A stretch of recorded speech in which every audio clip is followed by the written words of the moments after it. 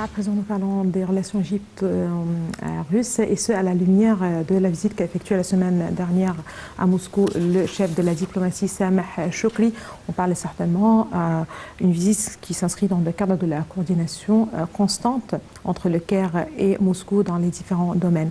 Pour vous parler de ceci, nous avons le plaisir d'avoir avec nous en ligne, en direct, monsieur l'ambassadeur Hussein Haridi, ancien ministre adjoint aux Affaires étrangères. Bonsoir, monsieur l'ambassadeur. Bonsoir, madame. Certainement, il s'agit d'une visite particulière, très importante qu'a effectuée la semaine dernière le chef de la diplomatie Sameh Shoukry à Moscou. Beaucoup de dossiers d'intérêt commun ont été évoqués, ainsi que les relations économiques. Tout d'abord, quel regard vous portez sur cette visite, monsieur l'ambassadeur? Cette visite, madame, s'inscrit dans le partenariat stratégique compréhensif qui a été signé depuis quelques années entre la Russie et l'Égypte. D'accord. Et dans ses entretiens avec son homologue russe, le ministre des Affaires étrangères russe, Sergei Lavrov, le ministre égyptien a souligné l'importance que l'Égypte attache à ces relations privilégiées avec la Russie. Et certainement, ils ont échangé les points de vue sur la promotion de relations bilatérales, principalement dans le domaine de la sécurité alimentaire et dans le domaine des investissements russes dans l'économie égyptienne. D'un autre côté, l'entretien a certainement touché sur la guerre en Ukraine. Oui. Et le ministre égyptien a réitéré la position égyptienne bien connue d'espérer pour une résolution politique, diplomatique du conflit entre la Russie et l'Ukraine. D'un autre côté, aussi le problème où la cause palestinienne était inscrite sur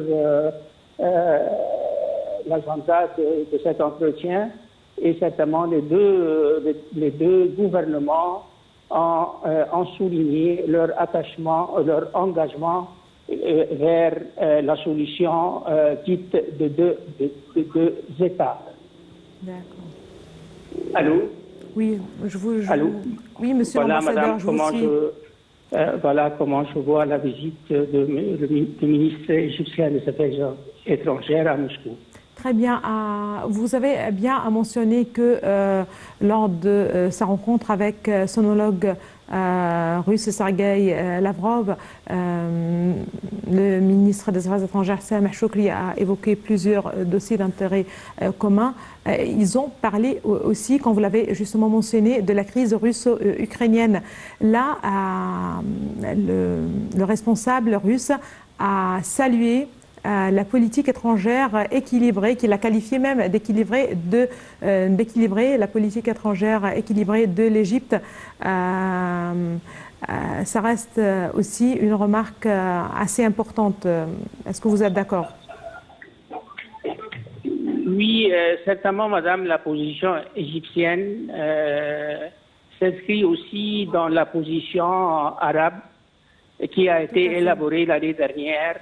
Et j'aimerais souligner que dans le cadre de la Ligue arabe, les pays membres ont établi une commission qui comprend plusieurs ministres des Affaires étrangères arabes.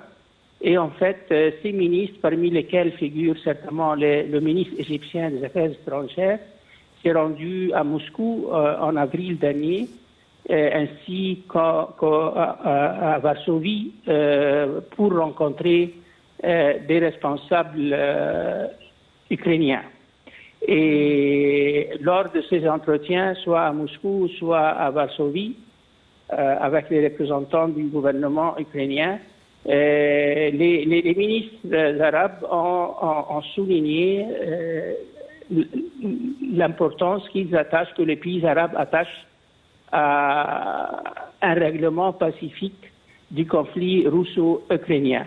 Et l'Égypte, dès lors, a toujours, à maintes reprises, soit au sein des organisations internationales, soit au sein des pourparlers avec des pays membres du Conseil de sécurité, a certainement exprimé son attachement à une conclusion pacifique, rapide de ce conflit, un conflit qui a vraiment eu des impacts négatifs sur les pays en voie de développement, parmi lesquels certainement figure l'Égypte.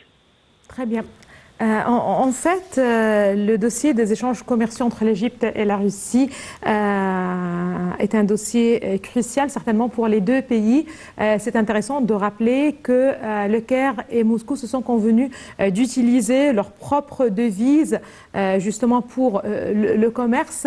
Un pas très important qui a été réalisé certainement pour l'économie égyptienne d'un côté, mais aussi pour les liens entre l'Égypte et la Russie et la présence de la monnaie égyptienne justement comme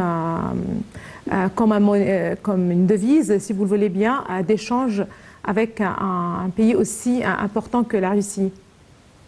Oui, en fait, comme vous venez de le souligner, madame, en principe, oui, tout à fait. La Banque centrale russe a choisi la livre égyptienne, la monnaie égyptienne, parmi quelques monnaies africaines avec lesquelles la Russie pourrait échanger, pourrait payer ses exportations ou ses importations de ces pays-là. Jusqu'à maintenant, le principe a été admis, mais je crois que reste à élaborer les modalités. Tout à fait. Les modalités de tels échanges, madame, mais certainement, de point de vue égyptien, c'est un pas en avant, c'est un pas important. Et certainement, une fois la mise en route de ce décret de la part de la Banque centrale russe est mise en route, je crois que ça aurait des effets positifs sur la balance des paiements égyptiens. Tout à fait. Merci beaucoup à vous, Monsieur l'ambassadeur Hussein Hariri. Vous êtes ancien ministre adjoint aux Affaires étrangères. Merci beaucoup de vos précisions. Là, je rappelle que le volume justement des échanges commerciaux russo et égyptiens permet aux deux pays d'utiliser la double, si vous le voulez, d'utiliser la monnaie des deux pays, le rouble et la livre égyptienne, dans les transactions commerciales. Cela servira les intérêts des deux économies, c'est ce qu'a déclaré le ministre russe de l'Industrie et du Commerce, Denis Monturov, en marge du Forum économique de Saint-Pétersbourg, une tenue du mercredi 15 au samedi 19 juin. En effet, en dépit de la guerre avec l'Ukraine, la Russie reste le premier fournisseur de blé de